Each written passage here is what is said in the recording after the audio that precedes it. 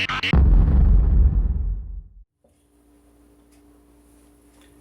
guys, welcome to Powerline. It's Kaiser here. I'm here back with my segment, Why Should You Play This Clan? So today we're going to discuss Commie, and this is something that for me is very personal because it is my favorite clan of all time, so I'm really excited to talk to you guys about it and talk to you about how it is right now at this exact moment when this video is released and how it will be in the future, especially that set 9 is not far off. It's roughly a month away from the moment I'm doing this video. So let's get right into it. I would like to start with two of probably the smallest archetypes of Commie. So just as a reminder, the way we structure this video is that we talk about the main grade 3 for the deck, we talk about the deck type, whether it's aggro, tempo, or control, strengths and weaknesses of the deck, key cards, and how it influences the metagame on some level. So with that in mind, let's start with arguably the smallest of smallest archetypes, Dungaree. I'm mentioning this for my friend Jet. Despite it not having a ton of support, it is something that should be mentioned. So the main grade 3s, they're two, both the Dungaree cards, the basic form and the cross ride, and the deck basically, I would classify it as aggressive, more or less, because it gets effects based on your own bind zone and how you gain power from that, I believe. As well as you throw in a lot of generic support cards to kind of give it the extra push that Vanquisher might have. So, strengths of the deck, it can crunch out numbers pretty easily because of Conquest and Voltage, which you'll find a lot of Commie decks are able to do so, but that's pretty much why it functions the way it does. So, power gained is a common trend for Commie. Weakness of the deck, I don't think the ability to bind cards from your own deck to gain effects is very efficient, especially in this format where you can bind a heal trigger, which locks you out of a very key part of this game. So I don't really approve of that personally, and I don't think that it has enough support to really be warranted as its own archetype, but I do have to mention it because it is part of the clan as Sky Knight so kindly mentioned to me. And key cards, Conquest and Voltage are really important in this deck in combination with Voltage Horn to kind of give you bind units. And I would say that that's about it for key cards because once again, this archetype does not have enough support to be really warranted as an archetype that has its own cards for it. It has a couple cards, but they don't really hold as much importance as a lot of the generic Commie support does. And how it influences the metagame, I don't really view it as something that would impact the game at all right now. I could be dead wrong in that for the future, but as it stands at this moment in time, it does not have enough support to really compete at the same level as some of the other decks options that we have here. So the next thing I would like to talk about would be Eradicators. And Eradicators can fall into a few different categories, but at this moment they're really only two builds. So we first have Gauntlet Buster, and that's the main grade 3 obviously. And I would say that it's a really weird deck because I can't quite say it's aggressive, but I also can't say it's tempo. I would say it's aggressively controlling. That's a good way to put it. Because the way the deck plays is you just kind of go into finish blow a lot and kind of try and kill your opponent by hitting them with something with a crit like 4 times to their face. Which is a strategy. That is a strategy. However, I have never been a fan of that personally because I feel as if decks that just gain crit are just going to hit a perfect guard, and that's always been my mindset with this game, is that if you just gain a crit, the fact that a perfect guard kind of null and voids that, unless you're playing D-Robos, but that's a totally different video and discussion. So I would say it's tempo-ish, because it combines elements of control with aggro. That would be a better way to put it. Strengths, there is a certain strength to just beating somebody's face in repeatedly, but I think that the biggest weakness of the deck for me is that because of the way it's played, and you kind of need a special counterblasts if you want to have a really strong turn when you go first. You can't really run as many of the generic cards, which make Commie so strong. You can, but you're sacrificing consistency that the deck might lack otherwise. So you have to really go full-on Eradicator, which causes issues, because I forget mathematically, but I think if you run more than 10 cards that are non-Eradicator, then you're more likely to not get effects off, which is a big deal. Especially, I believe, Psyche, which is a key card, It's a card that I believe it reads, if your opponent retires something in the front row, Soul Blast an Eradicator, unflip a card, which is phenomenal, but it requires an Eradicator again. So it causes more issues with, if you want to run generic Narakami, then you're kind of in a weird spot. So that's a key card for just constant unflipping, which is important, especially because of Finish Blow, which is another key card, as I mentioned. And I would say that Chojin, which is a grade 2, which if you hit and counterblast one Eradicator, you can retire an opponent's unit. That's really cool because it's counter rush, which I'm very big on. I base a lot of my decks on the idea of counter rushing, especially with where I play and live. People like to throw down hand to field, so I like cards that react to that. I would also say that Lynchu can be a very important card because the ability to snipe starters or pesky grade 1s really early game, once again, counter rush is very important to me. So that's how I view it. In terms of the metagame, I don't really feel as if it has as much of a place as a couple of the other builds that Narakami has. I think it does have a place though, and I think that until Narakami gets a first stride that actually matters, and I will explain that later, I can't in good conscience recommend this deck as much. Unless you get to go first and live the dream where you Gauntlet Buster their face in several times and then G-Guard and go into Finish Blow and everything's honky-dory then. But I really can't recommend this deck, unfortunately. However, it should be noted that in the future, Eradicators are getting Descendant support and the new Stride is pretty good. It doesn't have everything it needs to be top tier, but it's something to look out for in the future. So I'd recommend picking up your Descendants now, and if you want to play Eradicators and are really dead set on it, I would recommend playing Descendant and not Gauntlet Buster. The next archetype within Eradicators, which is kind of a weird archetype to get into, would be Tempest Bolt, but you really don't play Tempest Bolt by itself, you play it with Daytonics. And that's so you could do the cheesy OTK of unguardable attacks, which is a little less attainable now with G-Guards, but still you could cheese out some wins, which, as many of you know, I like the phrase cheesing out wins, even though I don't like cheese.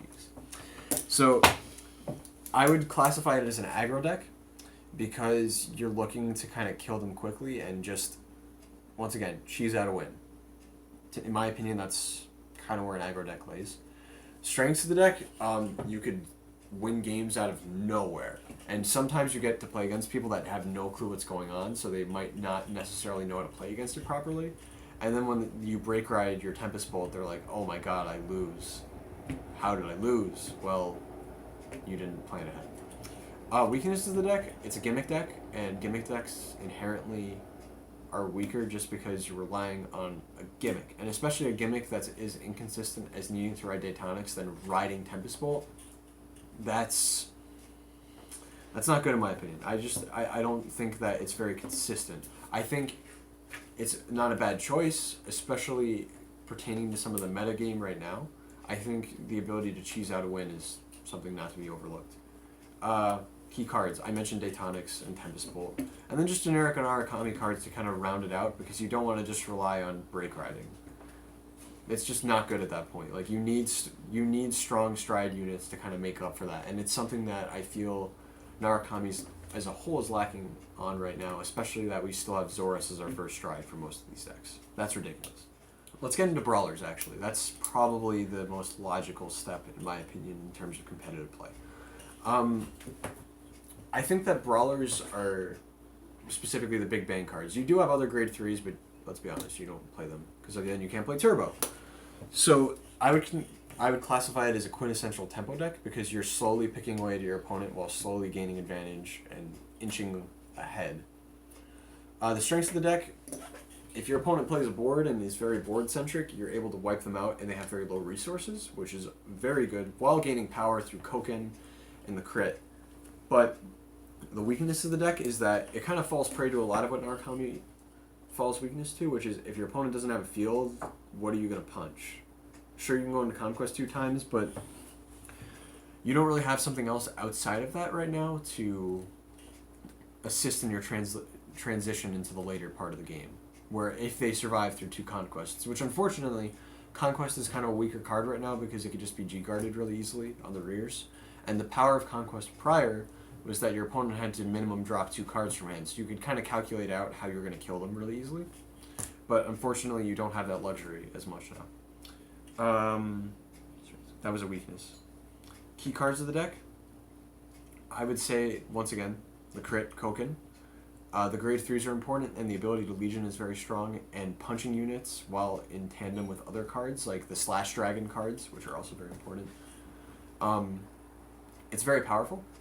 And then Sky Howl, which is essentially your easiest way to get Conquest off. Because if your opponent plays 2 cards in the front, they're thinking, oh, I'm safe from Conquest. You play Sky Howl, Counterblast 1, kill something off, that's really efficient removal. In terms of where it lays in the metagame, I hate to say this because I played Brawlers for such a long time. I mean, I played Brawlers for such a long time that I don't really feel they can compete right now, because I feel that Turbo, while it is good for tempo game, I don't feel that this metagame is very tempo friendly, and I think it's very aggressive. So I think it's very difficult for Brawlers to keep up in that respect. Next thing we'll talk about is probably my least favorite variant of Narukami, and it's no secret that it's Noble Kami. And it's even worse now for multiple reasons that I'll get to. There are 4 grade 3s for Noble Kami, so just take your pick at 2, because they honestly don't matter. Yeah, you heard me. The deck type, I'd say it's tempo-ish, because the stride for Nobles is, I would classify it as that. But let me get to strengths and weaknesses. Strengths, I guess you can use generic Narukami cards and try and cheese out things like that. Voltage is actually pretty strong in the deck because of the Noble Stride. The Noble Stride's pretty efficient, but let me get to the weakness, which triggers me nonstop about this stupid deck, and now I can finally explain why I don't like it. First of all, I have to play cards that are 10k base, inherently. Hate that. Second of all, the Stride, you basically have to call your heal triggers out. And in this format where G-Guardians are a thing, if you call out heal triggers, that is stupidly inefficient. Why would you do that? Why would you design something like that? Like, you barely have enough Noble cards to call to field to really take advantage of the Stride. You have to call grade 3s, which you can use to Stride with, or you can call your heal triggers, which you should use the G-Guard with. So, no. Stupid. Key cards, I guess the Noble Stride and generic Narukami. Metagame, don't even talk to me. Like, Noble Kami is not seeing play for a reason. Okay. Now let's go to Vanquisher. Vanquisher is probably the most talked about deck right now because of the new Set 9 support, which I can't really talk about in this video because it's not out in America yet, and I can't give you my full and honest opinion. But the main grade 3 is obviously Vanquisher right now. And I would classify it as... It kind of, once again, Narukami is kind of weird in that it falls in between a lot of things. It has elements of control, but why I wouldn't call it control is that my opponent gets the choice usually of what's retired. So, I would put it in the tempo category because you're kind of winning through attrition and slowly removing the resources while putting out high power columns. The strengths of the deck, I would say that the bind mechanic is very excellent against Grand Blue. And this is something Sky Knight and I talk about, is that Bushiroad basically designed a mechanic that null and voids another mechanic, which is totally another discussion. But it's very efficient in its binding, and if your opponent plays cards in field and you bind cards, you'd be surprised by how quickly your opponent can get up to like 6 cards in bind, and your voltage is swinging in for ridiculous numbers at that point. The weakness of the deck, for me, it would be if your opponent, once again, if your opponent doesn't really play field, it's very difficult to bind units easily, which is where Grand Blue excels at. So it's kind of like a double-edged sword. Like, Grand Blue can manage resources efficiently enough that they can get stuff off field, so you don't get as much advantage off that. Off of the binding, rather. So in terms of key cards, and also, it's not as much of a problem set 9, but the deck's early game options are very limited, but I will get to that at a later point in the video. Key cards, Vanquisher is very important, both his Stride form and himself. Removing cards from the front row for just a counterblast one is pretty awesome. Voltage Horn is super important in this deck because it is a very reusable and efficient way to bind units on board. And Chatera is obviously Chatera, so it's going to be important in pretty much every Narukami deck. And Chain Bolt Dragoon, which is phenomenal. Once again, binds units and drop once you retire something and gives to itself and a unit 2k. Very efficient and very good, especially post set 9. But Chain Bolt's pretty much the reason that you can get off a lot of stuff in the deck. Yeah, and then in terms of its relation to the metagame, I think that as it stands right now, I think Vanquisher actually is probably the best Narukami deck. I think that the fact that Zorus for it is not as bad, notice as bad, it's still bad, but it's not as bad to play it because if it hits, you bind units, which is very important. I think that Voltage is very potent in the deck in combination with Conquest, and even I am a huge fan of Zapper, Conquering Supreme Dragon, Voltec Zapper Dragon. I really like it, and I think that because of the way it's designed, it really fits well in with Vanquisher, as does most of the future Narukami support. So, oh, and also, I think that the fact that it's the only deck out of all of them that can really easily take advantage of the G-Guard without compromising deck builds is a good reason. So, yeah, and then the last deck that I want to talk about, which is my favorite and probably the most important deck to me, is Kaiser. And there are only two options, which is Crimson and Vermilion. That's all you play anyway. In terms of the deck type, I would say it's more aggressive, but it has elements of control in it because you're wiping out your opponent's front board, front row constantly. Strengths, wiping out your opponent's front row continuously while gaining power is pretty strong. And I think the deck is very efficient in its resources. Like, it doesn't use a lot of counterblasts. The soul is open to you, so you can use Rising Phoenix really easily. And the grade 1 Crown Holder is ridiculous in that deck. It's absolutely insane if you get it off. In terms of the weaknesses, it has a similar weakness to the other Narukami decks where, first of all, Zorus, stupid Zorus. You have to play Zorus, feels bad, man. And it also kind of relies on your opponents having a front row, which isn't awful because you can Conquest, but once again, you don't have access to generic Narukami as much, so you can't really take advantage of Voltage as much. You still play Voltage in the deck, but it's just not as good, unfortunately. In terms of key cards, I mentioned Crown Holder, the grade 3s, generic Narukami support that you could slash in, and I'm sure that my personal build will change a lot with set 9, but we'll see. In terms of the metagame, it kind of hurts to play it, honestly, because you have to first stride Zorus. If you G-Guard and first stride Warning, how did I forget his name for a second? Warning, then you're good, and that's phenomenal. That's why when the card first came out and I didn't see it had Generation Break 2, I was really excited, but when it had Generation Break 2, it made me really sad. So that's pretty much the end of all the deck types, but now I want to get to future support and future Narukami stuff. So I think I have to mention VMAX because so many people have been complaining about this card. It is ridiculous. And yes, I will admit the ability for a deck to have an auto win button is a problem. I have felt that way about Shadow Paladins. I don't hide the fact that I feel that way about certain cards in the game where you literally just win the game. And yes, VMAX and the ability to wipe your opponent's board and then win and deal the 6 damage without hitting is what it is. But I think it's fair. And I think the fact that we don't have a first stride right now kind of counterbalances that. When we get a first stride, that might change the tipping scale a little bit. And keep in mind, this is just predictions. But you don't really want a first stride Voltage anyway because you're wasting, especially in Vanquisher, because you're wasting a Voltage in that deck where it's kind of its main power output.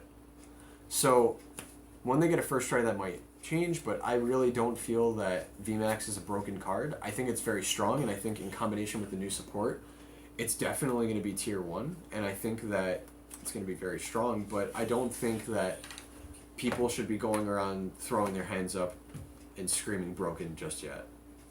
At least from when I've tested it, I don't see it as broken. Descendant, the new stride, it's okay. I think it should have had a crit on restand because that's the Descendant effect. So I thought that was a little and I thought Bushiroad could have done better with that. we're still waiting on support from it. At this time of the video, Zuiton got released as a grade 3, and that's basically a Nahalem clone, I guess, from what I remember. But it's just not enough. I don't think that, as it stands right now, that Eradicators will have as much of a place as Vanquisher. And this kind of gets me to my little gripe with Bushy Road right now. They designed a mechanic, Thunderstrike, that really only fits one deck out of the clan.